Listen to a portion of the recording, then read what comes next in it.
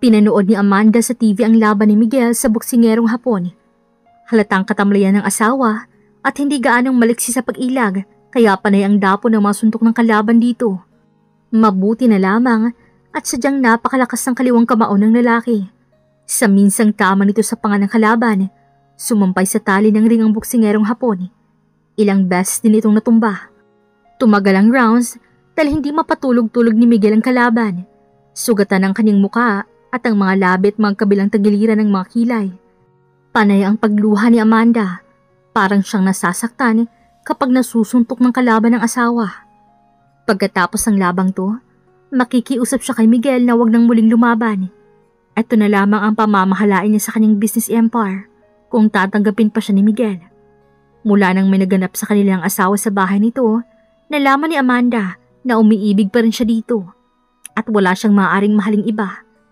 Isang napakalakas na suntok mula sa kaliwa ni Miguel ang nagpatumba sa boksingerong Hapon.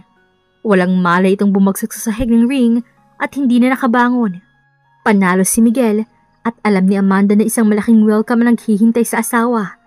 Tiyak na pupunta si Miguel sa Malacanang for a courtesy call of the president. Nakaramdam siya ng kasiyahan at matinding pagmamalaki. She was proud of her husband, of the father of their children. Nakaschedule na dumating si Miguel sa weekend matapos itong makapagpahinga sa Japan. Namili si Miguel ng mga pasalubong sa mga mahal sa buhay sa Pilipinas. Bit-bit niya ang mga dalang pinamili nang biglang may kotseng tumigil sa kanyang tabi. Naisakay ng mga ito si Miguel at dinala sa isang liblib na lugar na nasa labas ng Osaka. Doon, nakita niyang pinuno ng grupo na lumapit sa kanya 2 araw bago naganap ang laban. Inalok siya ng malaking halaga ng Hapon para ipatalo niya ang laban in favor of his opponent, the Japanese boxer. Higit na malaki pang halagang inalok ng Hapon kaysa sa tatanggapin niyang premyo kapag nanalo. Para lamang makawala sa usapan, pumayag siya pero hindi tinanggap ang pera. At saka na lamang pagkatapos ng laban, sabi niya. Pero mahalaga para kay Miguel ang karangalang maibibigay niya sa kanyang bayan. He would not let his fans down. Sinuway niya ang sinabi ng pinuno ng grupo. Pinilit niyang manalo sa labang yon. You've done very bad, Miguel. Madilim ang mukhang sabi ni Mr. Choi habang pinagmamasdan siya. Now you are going to die. Sinenyasan nitong mga tauhan at muling sinakay ng mga ito ang boksingero. Dinala sa isang lugar na kung saan may matarik na burol sa isang magubat na kakahuyan. Mula doon, pinatamaan ng armas ng mga ito ang boksingero at nahulog siya mula sa kinatatayuan. Nagpagulong-gulong si Miguel hanggang sa ibaba. Sa kanyang pagulong, nakita niyang mukha ni Amanda in slow motion vision at ang mukha ng 2 nilang anak. Nakangiti ang mga ito sa kanya, ang kanyang pinakamamahal na pamilya. Mahal na mahal niyang mga ito at marahil ay hindi na siya muling makikita pa. Pagkatapos, nilamon na ng kadiliman ang diwa ni Miguel. Nagising siya sa loob ng isang bahay sa isang lugar na tila napakalayo sa sibilisasyon. Isang matandang Hapon ang nag-asikaso sa kanya. May tapal ang kanyang balikat na dinaplisan ng bala. Nang kalabitin ng mga armado sa kanyang armas, kumilos siya at nagpatihulog. Kaya nang abutin siya ng bala, daplis lamang. Mabutit hindi siya pinatamaan ng ilang ulit habang gumugulong siya sa burol. Sino po kayo? Nakita ko nang kunin ka. Kilala ko ang mga yon at alam ko kung saan ka dadalhin. Kaya naghintay ako sa labas ng burol. Maraming po salamat. Ibibigay ko po sa inyong malaking halaga mula sa napanalunan ko. Kailangan makaalis ka na dito dahil baka maisipan nila hanapin ang katawan mo. Biyahero ako ng gulay. Isasakay kita sa truck at dadalhin sa isang malayong bayan. Mura doon ay pwede ka nang sumakay hanggang sa airport. Inilabas ni Miguel ang natirang pera na nakatago sa kanyang bulsa. Binigay niya ito sa matanda na halatang noon lamang nakakita ng ganoon karaming pera.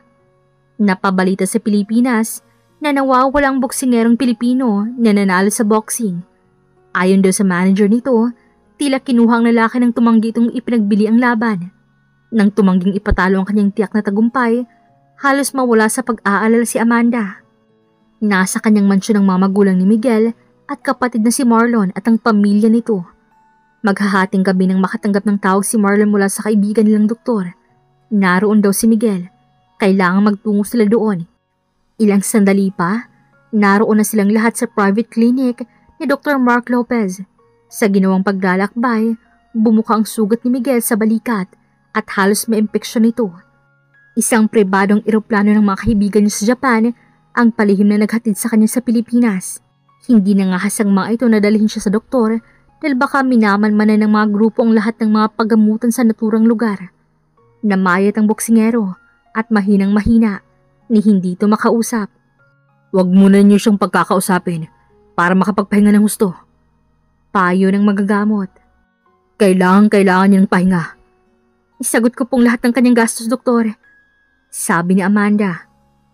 Give him the best care.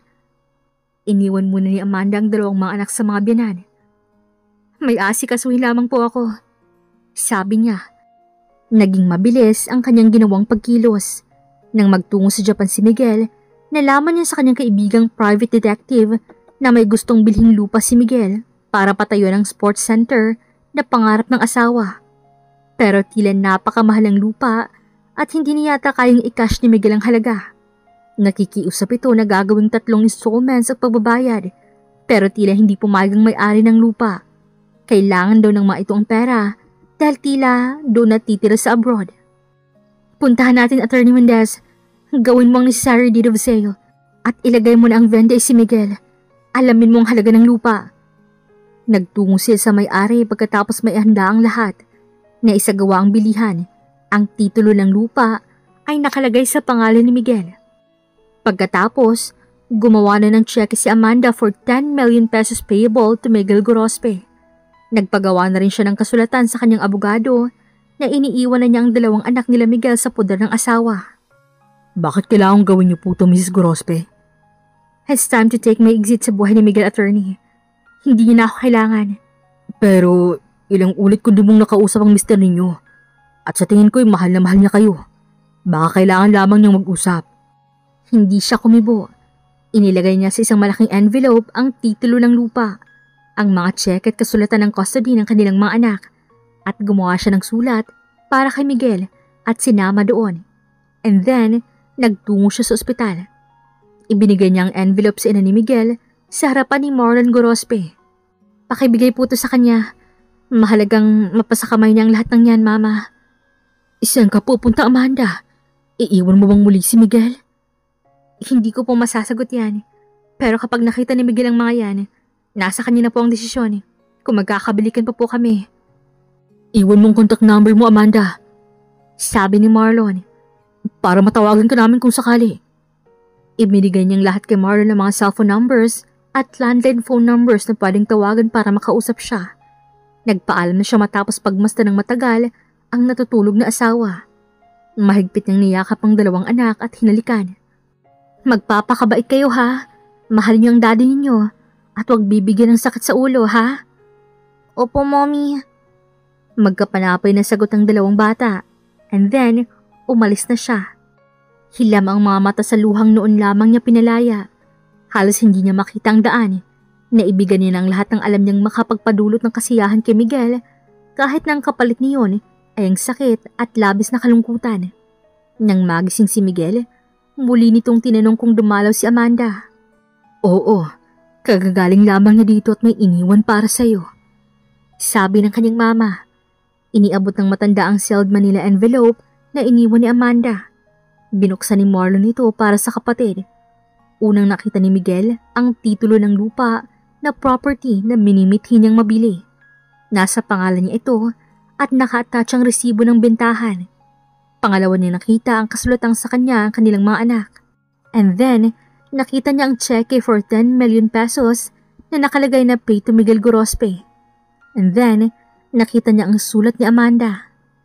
Miguel, my dearest love, please take care of yourself and our kids. Sana'y makarecover ka na agad. At sana, huwag ka na muli pang lumaban. Kailangan ka ng mga anak natin, nina James at Jaisel. Ang mga iniwan ko sa iyong cheque, titulo ng lupa at custody for our children ay hindi ka bayaran ng anuman. Ituring mong mga alaala ito mula sa akin. Mga alaala mula sa nabigong puso ng isang nagmamahal pero nakagawa ng malaking pagkakamali. Kahit paano, may daiwan din namang alaala sa akin. Nagbunga yung naganap sa atin sa bahay mo. Dinadala ko ngayon sa aking sinapupunan ng pangatlo nating anak. Sana'y mapatawad mo ako. At kung sakaling magkita tayong muli, maituturing mo akong isang kaibigan. Paalam, Amanda. Oh my God, himutok ni Miguel. Bakit kailangan gawin mo to, Amanda? Bakit? Anong sinasabi sa sulat? Tanong ni Marlon. Pinabasa naman ni Marlon sa kapatid ang sulat ng asawa. Wow, at buntis na naman pala si Amanda. 3 ng anak ninyo, tol. Aba kailangan magkabalikan kayong dalawa ni Amanda. Sabi naman ng papa ni Miguel. Tiyak yun, papa. Magpapagaling lamang ako at pagkatapos ay hahanapin ko siya hanggang sa dulo ng mundo kong kinakailangan. Seryosong saad ni Miguel. Nang puntahan ni Miguel ang opisina ni Amanda, nalaman niyang si Henry Cruz ang pansamantalang CEO sa kumpanya. Naku pare, kailangang bumalik na si Mrs. Grospe. Reklamo ng Vice President ng kumpanya. Di ko yata kayang pamunuan ng business empire niya. May ideya ba kayo kung saan nagtungo si Amanda? Wala nga Kung alam ko lamang, sinundo ko na. Ikaw, Maria. Hindi ko rin alam, Mr. Grospe. Pero ang tanging sinabi ni Ma'am ay tanungin ka kung saan ito pupunta. Ay, Maria? Please, tell me. Pupunta daw siya kung saan nagsimula at nagwakas ang lahat. Iyon lamang? Opo, yun lamang. Ewan ko, pero sa palagay ko alam ko kung nasan yun. Nagmamadaling umalis si Miguel. Malungkot na nakaupo sa basang buhanginan si Amanda nang sandaling yun habang nakatanaw sa laot. Tuwing hapon, ganito ang ginagawa niya. Uupo sa gilid ng dalampasigan at tatanaw sa karagatan na tila may inaasahang darating na dala ng mga sailboats ng mga mangingisda nagdadaanan doon. Nagsimula siyang gumawa ng kastilyong buhangin. Titingnan niya kung aabutin ito ng mga alon para wasakin. Nakakatuwaan niyang gumawa ng kastilyong buhangin at kahit na nang bata pa siya ay hilig niyang gumawa nito. Hindi maging masayang isang kastilyo kung walang prinsipe. Anang baritonong tinig mula sa kanyang likuran. Natigilan si Amanda. Pamilyar ang tinig na yon. Pero natakot siyang lumingon at baka guni-guni lamang niya ang lahat. Lagi niyang parang naririnig ang tinig ni Miguel. Nakikita niya ang asawa sa bawat matangkad at morenong lalaking nakakasalubong. Hindi siya lilingon. Masasaktan lamang siya. Hindi mo ba ako naririnig, Mrs. Gorospe? Bumilis ang pagdibok ng kanyang puso. Tila hindi na guni-guni ang lahat. Dahan-dahan siyang lumingon at tinangala ang matikas na lalaking nakatayo sa kanyang likuran. Miguel? Yes. Hindi ako multo kung yan ang iniisip mo. Itaniyo siya ng asawa at hinawi ang buhok na humaharang sa kanyang mukha. Napakaganda mo pa rin, Amanda. Lalo na sa iyong pagbubuntis. Hinaplos niyang sinapupunan ni Amanda. Hindi ko to ipapa-ultrasound. Bakit? Gusto kong magkaroon ng suspense. Masarap na hindi mo na malaman kung lalaki o babaeng sisilang ko hanggang makapanganak ako. Pero akong huhula. Lalaki yan. Paano mo manalaman? Basta. Father's instinct. Hindi siya tumutol nang akbayan siya ni Miguel na naupo sa kanyang tabi.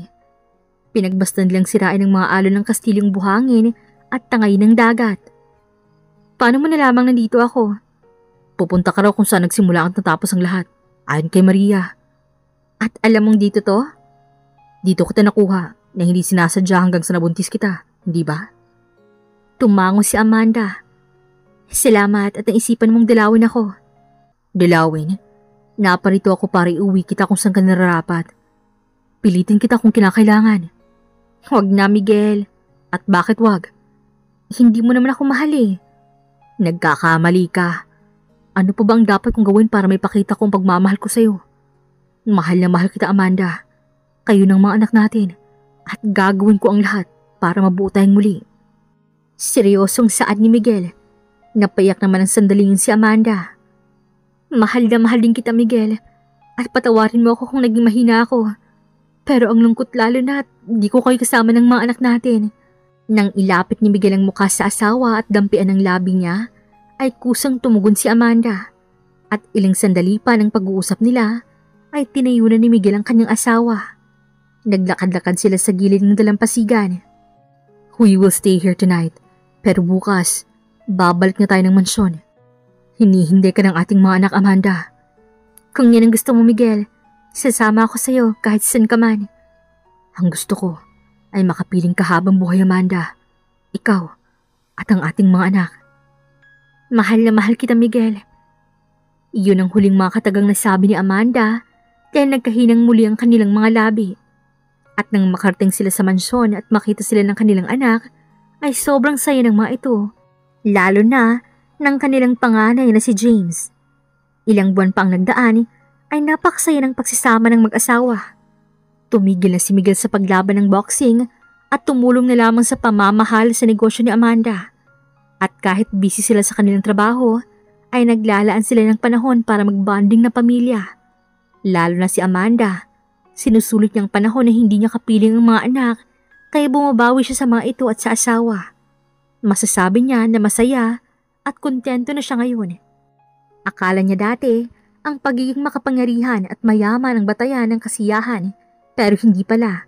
Dahil dumating sa buhay niya si Miguel at ang mga anak niya, ay doon na bago ang pananaw niya sa buhay.